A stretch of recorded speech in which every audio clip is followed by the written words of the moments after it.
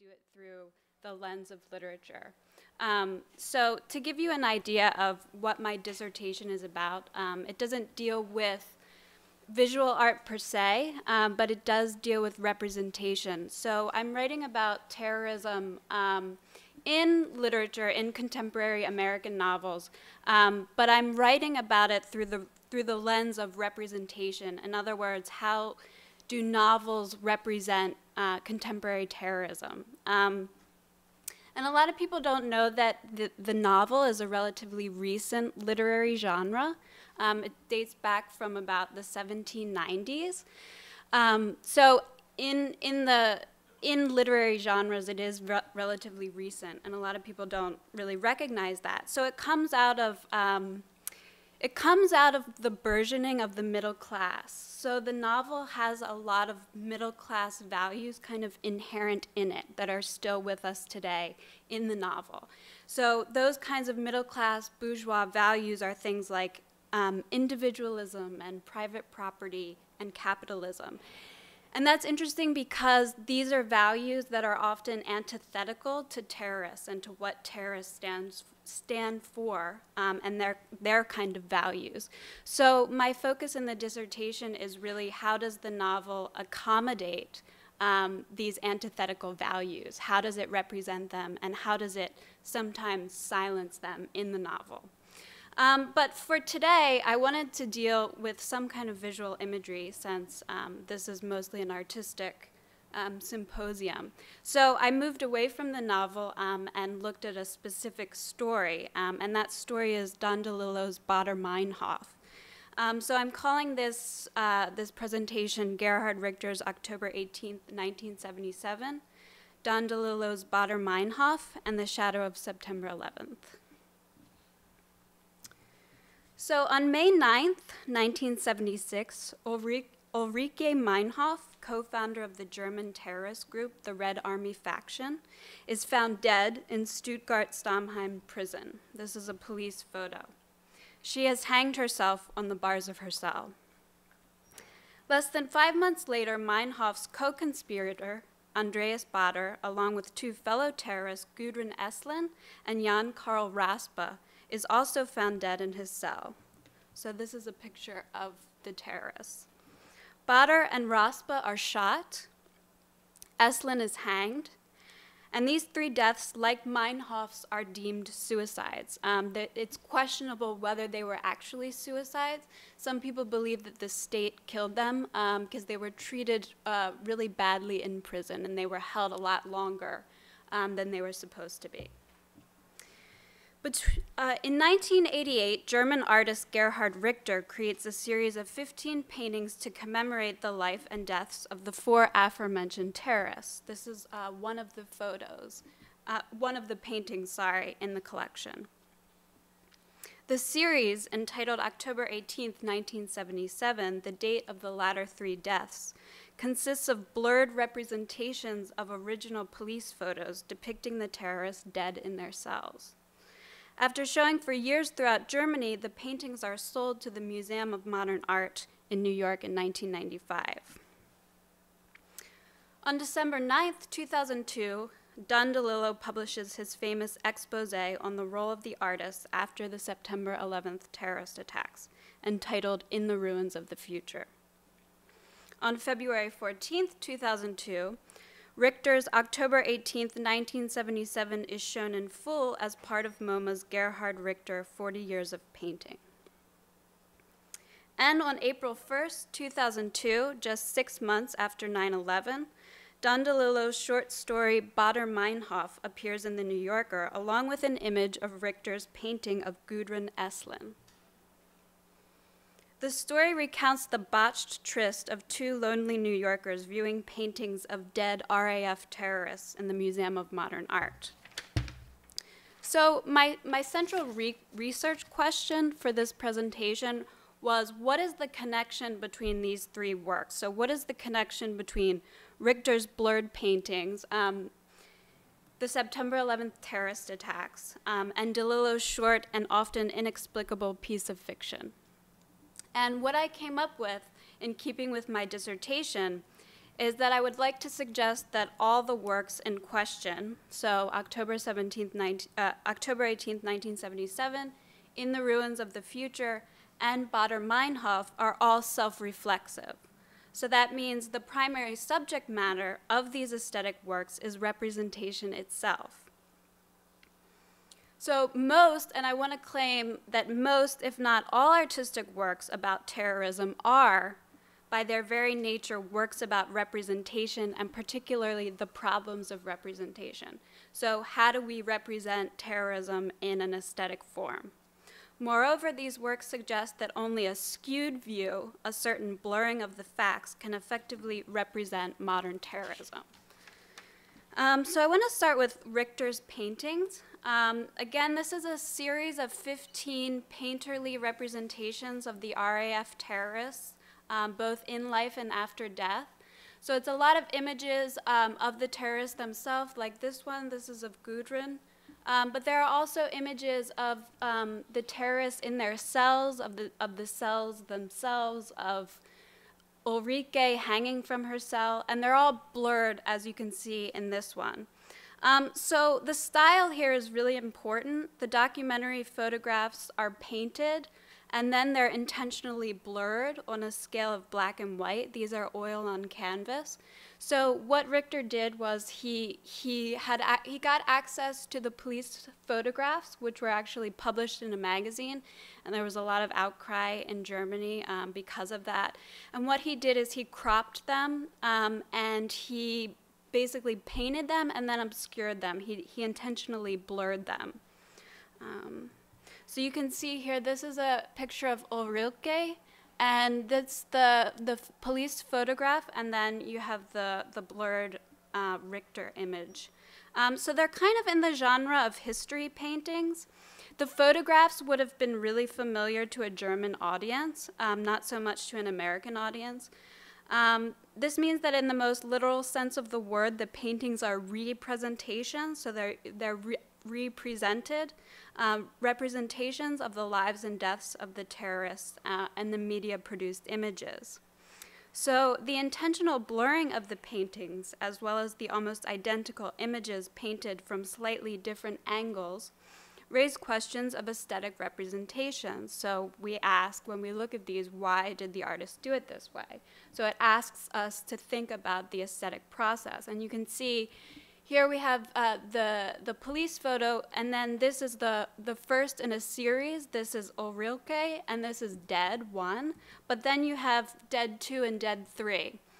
These are all different paintings, even though they look very similar. And in each, the image is increasingly blurred. So in the first image, you can kind of see her features, whereas in the last, they're really blurred. It's hard to make them out. And they're all very similar. It's only a slightly different angle. So in answer to the question, why did the artist do it this way? Why did the artist paint it this way? One answer could be precisely to highlight the role of representation, including photographic and media representations of the RAF. So they not only call us to question, well, why is the artist representing these, but why were they represented this way in the first place in media-produced images? For example, in this series, Dead, Ulrike's features initially recognizable become almost indistinguishable by the last painting. Another answer, which I think is connected to the first, is that Richter is suggesting an alternative frame for viewing these iconic photos. Richter himself noted, quote, "The documentary photograph provokes horror, and the painting, with the same motif, something more like grief. That comes very close to what I intended." So he's kind of looking for a different register in which to depict these images. So by highlighting the subjectivity of the Baader-Meinhof gang, so these very individualistic images, rather than their overtly political actions, Richter's images, ironically, lend humanity back to the terrorists. According to Karen L. Crawford, quote, "Richter's stance places the history of the RAF outside ideology, which elicits sympathy or antipathy from the viewer, and into the context of the human story of the political event. So it brings us back to a certain subjectivity that's lost in the viewer when he or she looks at some of these images because they're politicized. By providing this other register in which viewers might begin to identify with terrorists as human beings, Richter shifts the perspective from which we view Baader-Meinhof and demands a new understanding of their actions. So Richter's aesthetic intent here in these 15 images is not lost on DeLillo. When Richter's paintings reappear in his short story, they reappear as a model for how the artist might effectively represent the spectacle of terrorism, such as that of 9/11. So Don DeLillo again writes this article very shortly after September 11th. It's in the December 2001 issue of Harper's. So DeLillo's concern with the artist's role in facing the spectacle of terrorism is most evident in this article. So the essay is very disjointed. And that makes sense because he's writing so shortly after 9/11. So it recounts DeLillo's personal experience of the attack as a native New Yorker, his visit to Ground Zero 2 days later, and his observance of the city's resilience and vitality following the devastation. But what's really important here for this presentation is DeLillo's questioning of and prescription for artistic representation following the attacks. In section 6 of the essay, DeLillo writes, quote, "The event itself has no purchase on the mercies of analogy and simile." So basically he's saying there's nothing we can compare this attack to. "We have to take the shock and horror as it is, but living language is not diminished. The writer wants to understand what this day has done to us. Is it too soon? We seem pressed for time, all of us. Time is scarcer now. There is a sense of compression, plans made hurriedly, time forced and distorted. But language is inseparable from the world that provokes it. The writer begins in the towers, trying to imagine the moment desperately. Before politics, before history and religion, there is primal terror, people falling from towers hand in hand." And he says, this is part of the counter-narrative. This is really important. Hand in hand, hands and spirits joining. Human beauty in the crushed of mesh steel. In its desertion of every basis for comparison, the event asserts its singularity. There is something empty in the sky. The writer tries to give memory, tenderness, and meaning to all that howling space. So DeLillo really in this article, which is kind of a prescription for how to deal aesthetically with this event, he stresses the importance of a counter-narrative to the narratives perpetuated by the media and by the images that we see all the time of 9/11, just the images of planes going into buildings or people jumping out of the buildings, which are very horrific images. And he's saying we need a counter-narrative, and that's the role of the artist. That's the role of the aesthetic creationist, to provide this counter-narrative to those images and to those perpetuated narratives. So there can be little doubt that when Richter's Baader-Meinhof series was shown in its entirety in New York in 2002, that it was most emphatically in the shadow of September 11th. And the German terrorist attacks of the 1970s were contrasted with the Islamic terrorist attacks of just months before. So even though American audiences wouldn't have necessarily been familiar with these images like German audiences were, there was a lot of information about the RAF terrorists, and I mean, you can just imagine this is showing at MoMA, so people are contrasting the actions of the RAF terrorists with the Islamic terrorists. So in DeLillo's story, which appeared in the New Yorker concurrently with the MoMA exhibition, Richter's paintings function as a counter-narrative, another way of seeing terrorists and terrorism. So to give you a little bit of a background to DeLillo and to Baader-Meinhof, as you know, as some of you may know, the subject of terrorism, it's not new to DeLillo. from his earliest works, such as Players to Mautu to Underworld, which are some of his biggest works. He has questioned the connection between art and terror. It's a really famous connection that he makes between the novelist and the terrorist, and he says the terrorist can shift the world and shift our perspectives of the world in the way that the novelist used to. So he's saying that the terrorist has kind of taken over the role of the novelist. But he doesn't get into that in this story, Baader Meinhof. But he does return to these questions of representation that he's asking in the essay In the Ruins of the Future. And he finds a model of how to represent terrorism in Richter's paintings.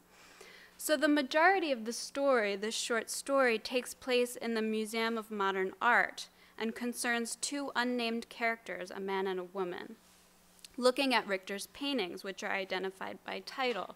So you have these two characters, and they're essentially looking at Richter's paintings. He's never named, but the paintings are named by title. So you see, he'll say Confrontation 1, or he'll say Dead 1. So we know that they're Richter's paintings. The woman, who is on her third visit to the exhibition, is obsessed with the paintings. Her admirer, the man in the story, admits he doesn't understand the paintings and is more concerned with her. After a lengthy discussion in the museum, the two characters go for a bite to eat and then back to the woman's apartment. In the apartment, the woman becomes increasingly tense and asks the man to leave. He refuses, she locks herself in the bathroom, and he proceeds to masturbate on her bed. The next day, she returns to the MoMA only to find the man seated in front of one of Richter's paintings. Before she decides to confront him or walk away, the story ends.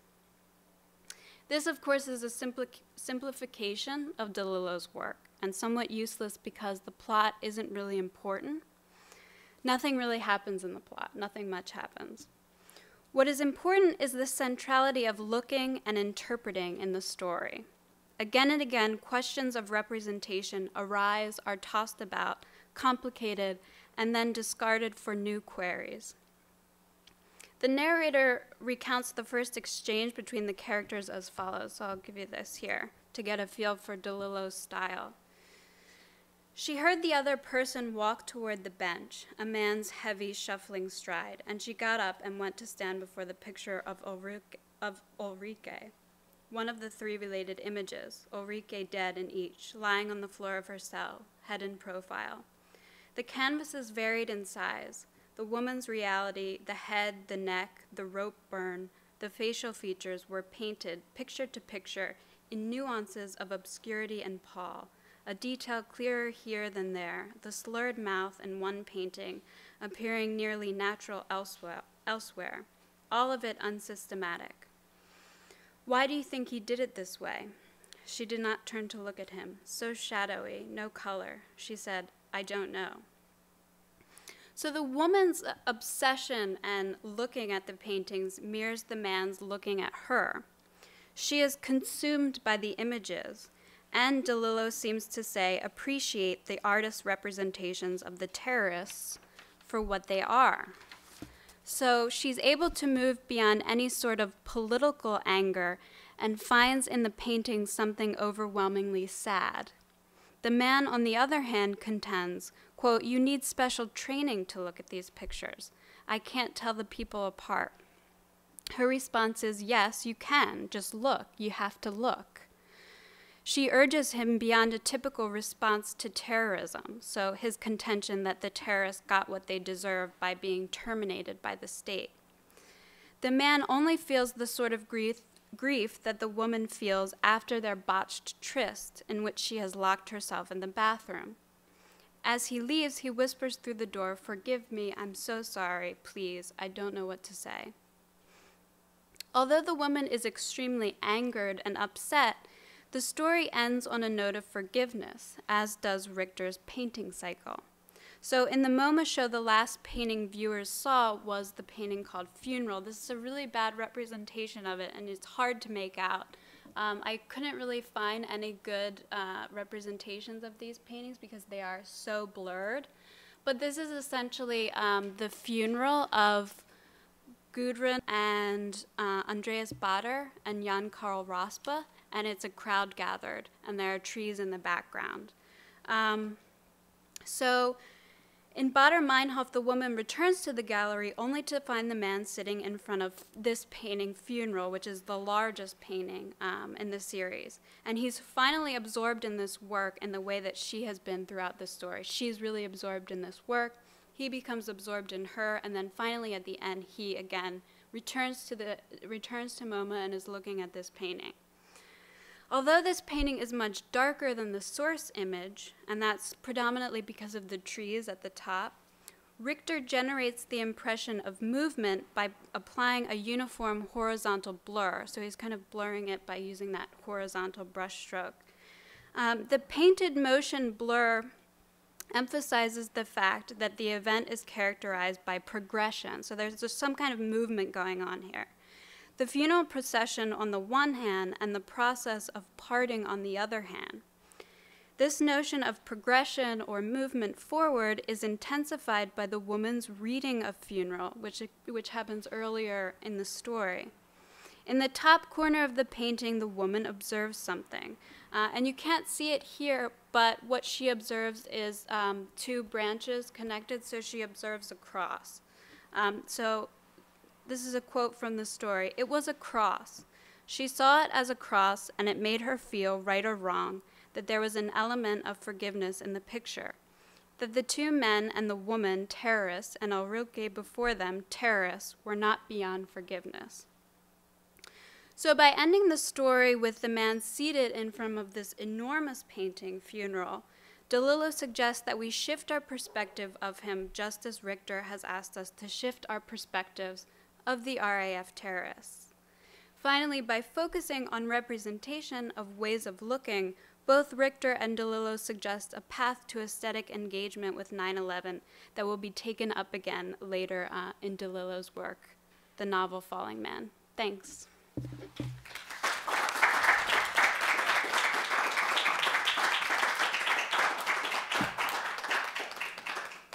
there any questions for Christine?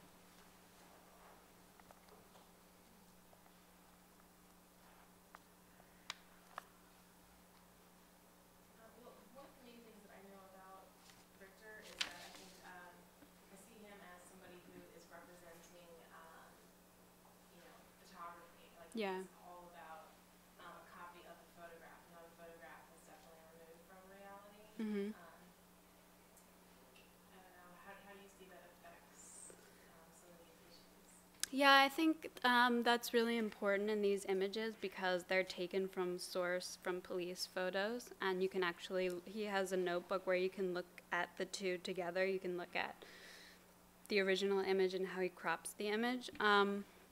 I think he's just asking us to look at how, the process of representation and how the media, the photographic image, is a representation, and asking if it's an effective representation. And I think by blurring these images of terrorism, he's creating maybe a more effective representation. So this is a question that comes up a lot in 9/11 literature, is how do we represent the historical fact, and how do we represent what happened on that day, and why do we represent it? And one of the theories is that you have to look at it like a little skewed to be able to effectively present that counter narrative to the original source images. So I think Richter is presenting a sort of counter narrative to those original source images and drawing our attention to the fabrication there.